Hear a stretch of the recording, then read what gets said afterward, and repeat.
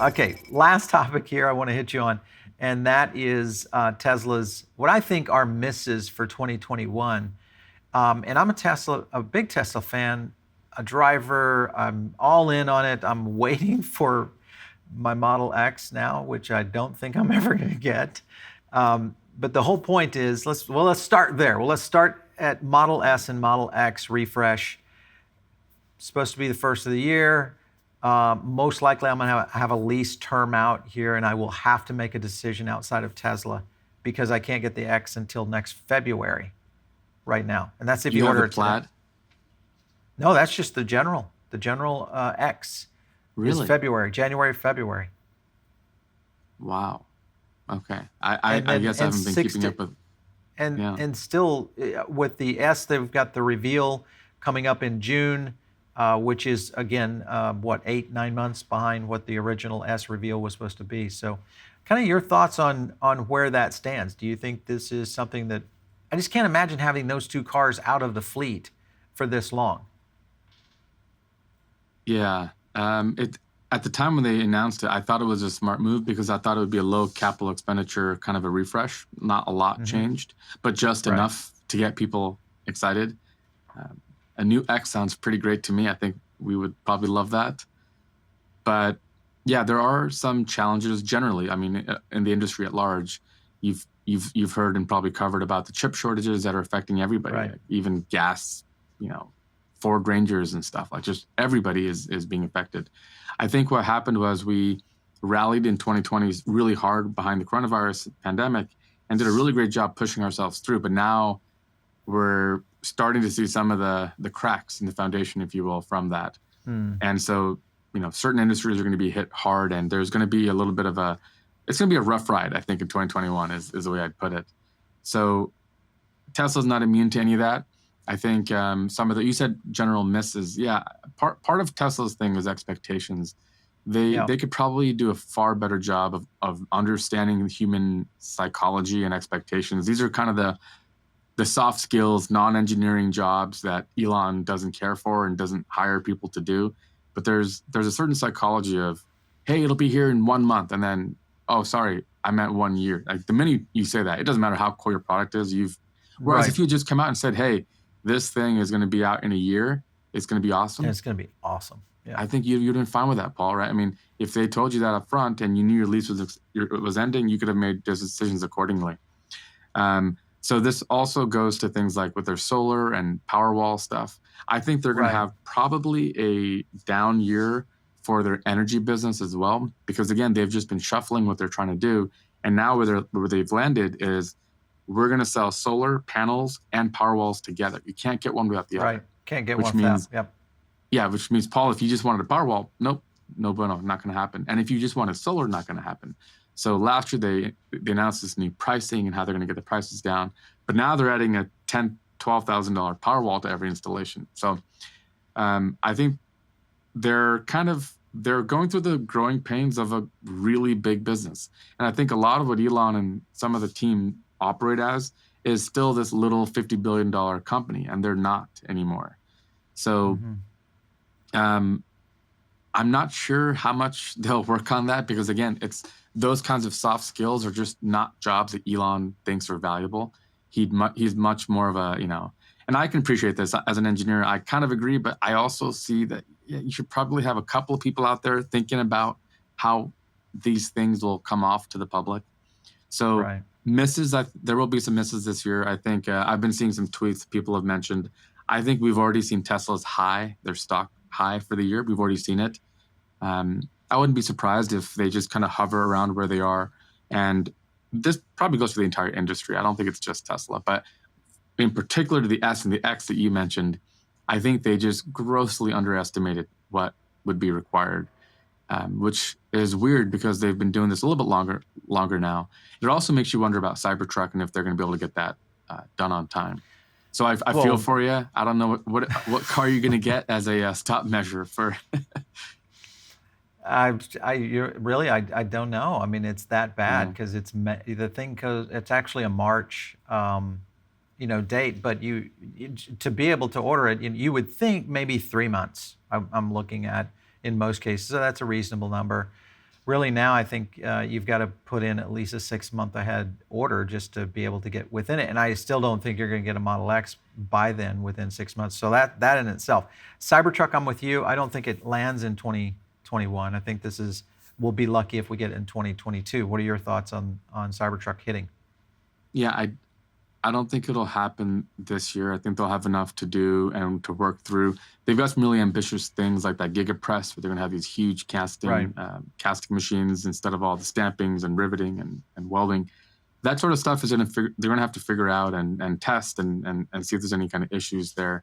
So I would say Q2 2022 is my prediction for the Cybertruck. There you go. So Q2, I like that one. Yeah. 4680s, let's go there, because that was another one that I felt needed to be in place for Giga Berlin and also Austin to really start the ramp up of manufacturing some of these new model vehicles with the 4680. And then I think just a few months ago, Elon had mentioned that this is an 18-month away at the Q1 earnings scenario. So that would really put 4680 way back and push a lot of vehicles to start utilizing the old technology in the rollout, including the refresh on the X and the S. Yeah, so I think the original plan was only the Plaid Plus, I think, would have gone to 4680. I'm not 100% sure on this, but just based on like just the math of it and their spec sheet, I kind of felt like the Model X was going to have new motors, maybe was there a tri-motor for the Plaid? I don't know, but new motors, more horsepower, but the same batteries generally. Right. Whereas the Plaid Plus. So you're okay with the 18-month? Well, I thought the Plaid Plus was wildly optimistic for this reason, because the Plaid Plus, look at the numbers, look at the spec sheet. You're clearly using the 4680 for that 500-mile range number. And they did all that because I think the Lucid Air had just unveiled that what they were doing, and they wanted to one up it. But the minute you go and you put that on the spec sheet, it's got to be the 4680. And anybody who has a Plaid Plus reservation, you can basically track how it's going by the 4680 lines. Whenever you have a new battery type and chemistry, there's just a lot of testing that has to happen in general. The beauty of the 18650 and the 2170s, those were established lines that we have a lot of data points on. There's a lot of changes and just generally has to be tested and worked through. Also, this is a new thing for Tesla. They've never made their own batteries before. It's kind of difficult. They knew this. That's why they partnered with the legendary companies like Panasonic to get started. So I think growing pain is the theme of the day for the year, for the next 15, 18 months. What Tesla is doing is going to pay off. Tesla is going to be wildly successful. If anybody watching this is thinking, oh, this is going to be the end of Tesla, you're out of your mind. They're going to do fantastically well, but there's going to be growing pains. And this is where it happens. When you go from buying cells to making cells, that transition, mark my words, when GM is doing it now, we'll see how they're doing. When Ford does it, when VW is now doing with their Power Days, they're all going to go through it, and it's not going to be an easy thing to do. It's just the nature of the beast. But when we come out the other end, we'll have a lot more EVs. That's when companies will go from 40,000 models or units a year to 300,000 a year, is when that transition happens. And Tesla's just at the front of it. Last one, which is always the one that gets me in the crawl the most, and that is FSD. I really thought, he had me full in on this one, that I was going to see subscription back in April. What was it? Q2. Yeah. Q1, excuse me. Q1, then Q2. What are your thoughts on where FSD will be? And are we even going to see subscription this year, do you think? So what's funny is I made a video talking about my points of concern with FSD back in March, I think. Every couple of days, I'll get this Twitter tirade. It's like, Ricky, Tuba Da Vinci doesn't know what he's talking about X, Y, and Z. And it's because some new guy watched it recently and he thinks I'm way off. But it's like, well, we're about to be in June. When I made that video, you know why I made that video. What exactly has changed for you to be, So the real Tesla bulls think I'm anti-Tesla, which is, no one's ever said that about me until, now I'm a Ford fan. I hate Ford. I love who knows? You can't keep track of all the people on the internet. I try not to worry too much about it. But The reality is it's a really challenging problem. And I've always been of the belief that full self-driving FSD doesn't mean, it's just a marketing term, right? It's Super Right. Cruise and Blue Cruise. It means nothing. You can call it whatever you want, and you can call it mission complete whenever you want. But when you go into the SAE standard and say level 4, level 5 autonomy, that means something, and that will require some level of accreditation. And I don't even think that it exists yet. I don't think Exactly. if somebody was like, hey, I would like to petition to have this model of car to be certified as level 5 autonomous. There's no guy at the SAE who's like, come in, let's talk. No, I don't even think it's been established. So people don't think about that. But if you're going to be operating vehicles without a person in it, the regulators are going to have their say. I think that there's going to be some challenges outside of the technology, and the technology is hard enough as it is as well. Yeah. So to my mind, it just feels like we're, again, very early, and it'll be years. As far as like the subscription, what you're describing, where the car can do a really good job for the most part, but your butt better be there, and you better be ready to take over because of some crazy thing that just happened. That I think maybe end of the year or like 2022 or something, that's not out of the question. But if you think you're going to be sitting back sipping Mai Tais on the beach while your car is running as a robo-taxi, it's not going to happen in the next couple of years, I don't think. Yeah, I love to be wrong, right. but I think there's just a lot of challenges and questions, and we probably just need more consensus, not just as one company, but as everybody, Right. Yeah.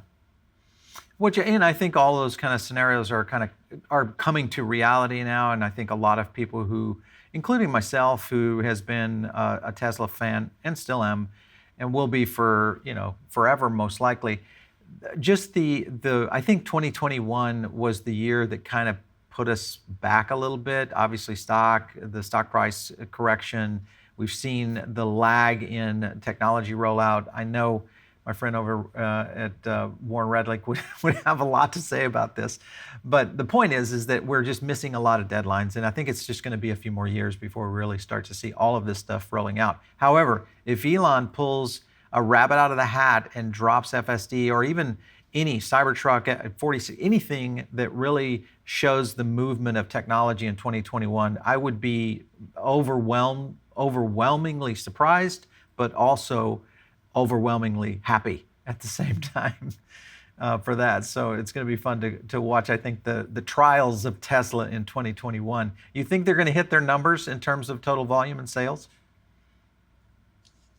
Are they projecting with the 750? What are they projecting? 750. Yeah, they've got 50% last year over year. Yeah. Do we know what they're at right now? Any information you can give me? Well, it was two something in Q1. Q2, obviously, with S and X off the line, still leaning on the Model 3 and Y. And they have troubles in China, which is going to be a big factor for them. Troubles in China is probably the biggest factor. Yeah. Yeah. So I think it's possible. With that, I think 750 is doable. Still doable. Okay.